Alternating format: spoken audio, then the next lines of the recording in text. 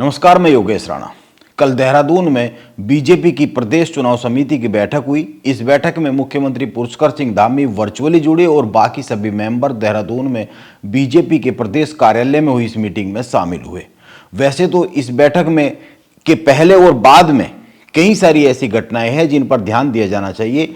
इस बैठक में क्या हुआ, किन किन के नाम पर सहमति बनी, पैनल तैयार हो गए, जो मेयर के उम्मीदवार है 11 नगर निगम में, उनके पैनल तैयार होकर केंद्रीय नेतृत्व को भेज दिए गए और जो नगर पंचायत और पालिका अध्यक्ष के उम्मीदवार है वो फाइनल हो गए।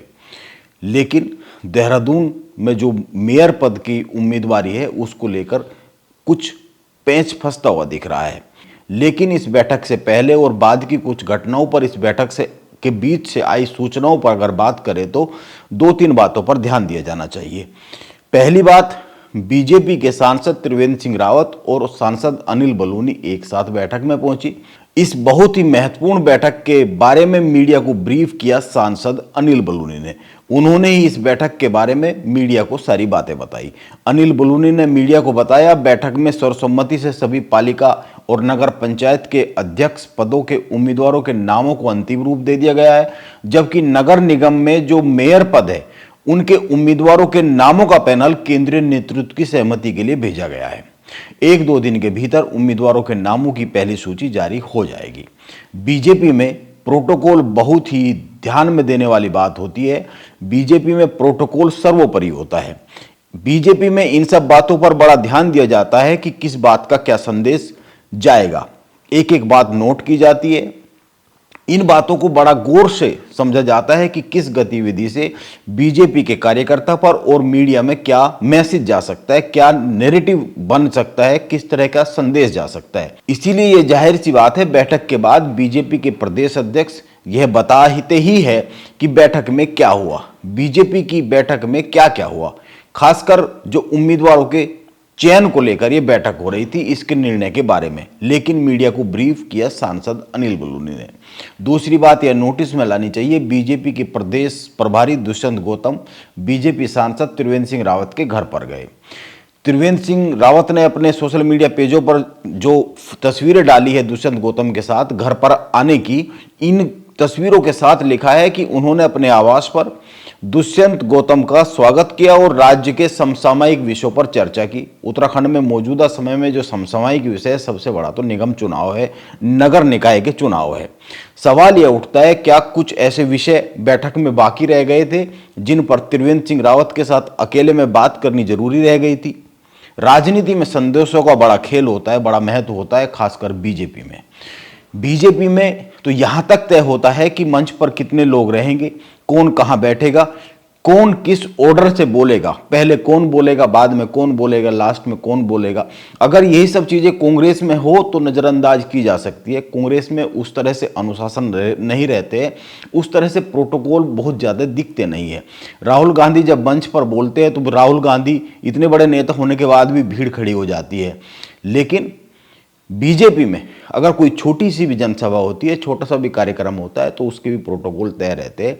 उसमें भी एक पहले से तय रहता है कि कब क्या होगा। इसीलिए दुष्यंत गौतम त्रिवेंद्र रावत के घर पर जाकर चर्चा करते हैं, इसके मायने माने जाने चाहिए। और दूसरा यह है कि प्रदेश चुनाव समिति की मीटिंग के बाद मीडिया को ब्रीफ अनिल बलूनी ने किया।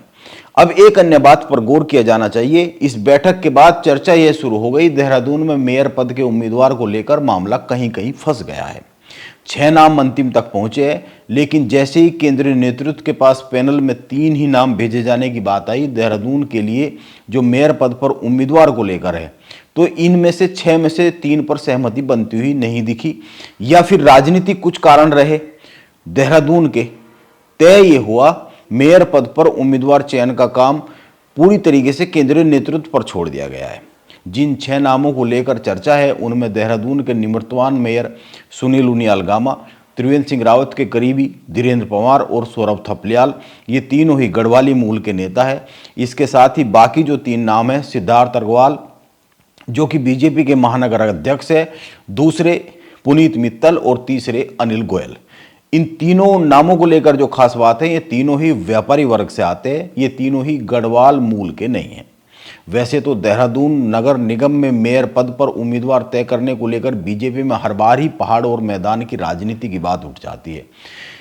उम्मीदवार गढ़वाल मूल से होना चाहिए, कुछ का यह कहना होता है। व्यापारी वर्ग से होना चाहिए, कुछ का यह कहना होता है। राजनीति जब भी समीकरणों को साधती है, राजनीति जब भी समीकरणों की बात करती है तो जाति, धर्म, क्षेत्र पर बात करती है। वैसे अगर कोई जाति, धर्म और क्षेत्र पर बात करे तो उसका विरोध हो जाता है अक्सर, लेकिन चुनाव छोटा हो या फिर बड़ा, टिकट का जो वितरण होता है वो पूरी तरीके से जाति और क्षेत्र की राजनीति को ध्यान में रखकर ही किया जाता है। इसीलिए देहरादून में भी मेयर पद के उम्मीदवार को लेकर हर बार ही पहाड़ और मैदान की राजनीति की बात चर्चा में आ जाती है। 2018 के चुनाव में भी गामा के साथ दावेदारी करने वालों के नाम आप याद कर लीजिए, उस वक्त की छपी हुई खबरों को आप याद कर लीजिए।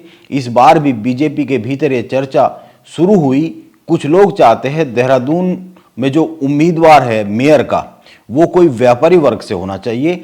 इसके पीछे भी कुछ राजनीतिक समीकरण है, जबकि कुछ का जोर है गढ़वाल मूल का ही कोई नेता होना चाहिए। मेयर पद का उम्मीदवार जो चुना जाता है उस वक्त ये बातें उठती है। आप सोचिए, जब बात पहाड़ और मैदान की राजनीति पर आकर टिक जाती है तो बीजेपी क्या फैसला लेगी, इस बारे में समझा ही जा सकता है। बीजेपी का हाईकमान ये कतई नहीं चाहेगा उत्तराखंड में पहले से ही कुमाऊं गढ़वाल की राजनीति के बीच में देहरादून के मेयर के चुनाव में पहाड़ और मैदान की राजनीति की एक नई बात शुरू हो जाए। अमर उजाला अखबार ने अभी 20 दिसंबर को एक खबर छापी थी, जिसमें लिखा गया था, बीजेपी का कार्यकर्ता इस बार देहरादून में मेयर पद के उम्मीदवार के चयन के लिए पहाड़ मैदान नहीं, युवा और बुजुर्ग के मुद्दे को अधिक तरजीह देना चाहता है। ऐसा लगता है बीजेपी के कार्यकर्ता के मन की यह बात बीजेपी के राज्य के शीर्ष नेताओं तक नहीं पहुंची है। बीजेपी की कल की महाबैठक के बाद जो चर्चा शुरू हुई है उनको देखकर तो यही लगता है। वैसे आज बीजेपी के प्रदेश महामंत्री आदित्य कोठारी ने मीडिया को बताया है, नगर पंचायत और पालिका अध्यक्षों के लिए जो उम्मीदवार चयन का काम है वो पूरा कर लिया गया है, लेकिन मेयर के उम्मीदवारों की सूची पर कुछ विमर्श होना बाकी है। कल शाम तक या फिर परसों तक वो सूची सुबह तक आ सकती है। नमस्कार, मैं योगेश राणा।